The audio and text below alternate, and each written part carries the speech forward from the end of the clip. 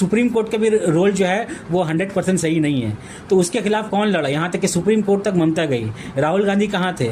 राहुल गांधी तो नहीं थे, वो आसाम में थे, अपना प्रचार कर रहे थे। देखिए, आप यहाँ आए हैं, आपका वेलकम है, आप अपने कैंडिडेट को उतारे, आप अपने कैंडिडेट के सपोर्ट में बोलिए, लेकिन आप यहाँ शून्य में थे। लेकिन जिस तरह से आप कैंपेन कर रहे हैं, मुझे नहीं लगता है कि आप 1 या 2 सीट आप और भी जीत पाएंगे यहाँ पे।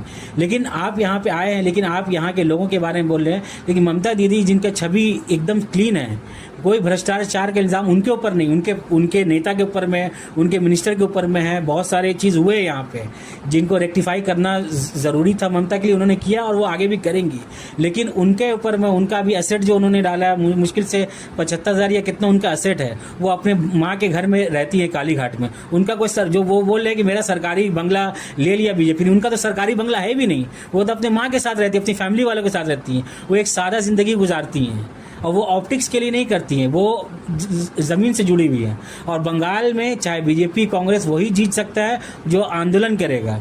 और आप ये बात बोल रहे हैं, और आपके बाप राजीव गांधी ने ही ममता को आगे किया था, और राजीव गांधी ने ममता को आज ये बोला था कि ममता को आगे किया था। और सारे जो बंगाल के प्रणब मुखर्जी और बहुत सारे मानस भैया और बहुत सारे लीडर उस जमाने में हुआ करते थे, उनके खिलाफ जाकर राजीव गांधी ने ममता को सपोर्ट किया था।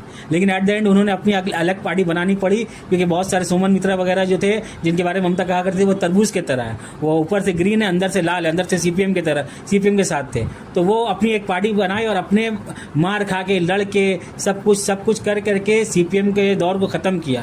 और आप सोचिएगा पैराशूट से उतरिएगा और एक भाषण दीजिएगा और सोचिएगा आवाम आपको वोट दे देंगे। तो बंगाल के आवाम लोग इतने पागल नहीं, आपको सपोर्ट करते हैं और चाहते हैं कि दिल्ली में आप पीएम बने। लेकिन अगर आप अपने सहयोगी के साथ, देखिए यहाँ पे अभी कल ही यहाँ पे तेजस्वी यादव आके गए हैं, जिसके साथ आपका अलायंस है बिहार में। तो तेजस्वी यादव आकर के यहाँ ममता के कैंडिडेट के लिए क्यों प्रचार करें, कांग्रेस के लिए क्यों नहीं कर रहे? क्योंकि उनको भी मालूम है कि बंगाल में क्या होने वाला है, ममता दीदी वापस आने वाली है।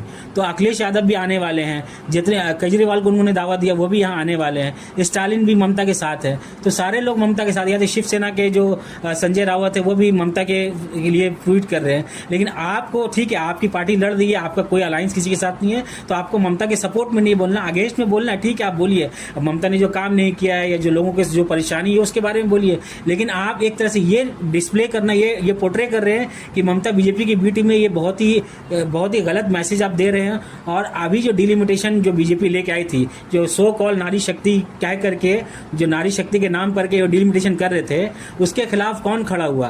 तो आप कांग्रेस खड़े हुए, लेकिन आपको साथ चाहिए था सारे सहयोगी पार्टी का। तो आज ममता ने अपनी एमपी को वहां भेजा, उन्होंने वोट अगेंस्ट में डाला, बीजेपी के उस बिल के खिलाफ डाला ना। ममता चाहती तो नहीं डाल सकती थी।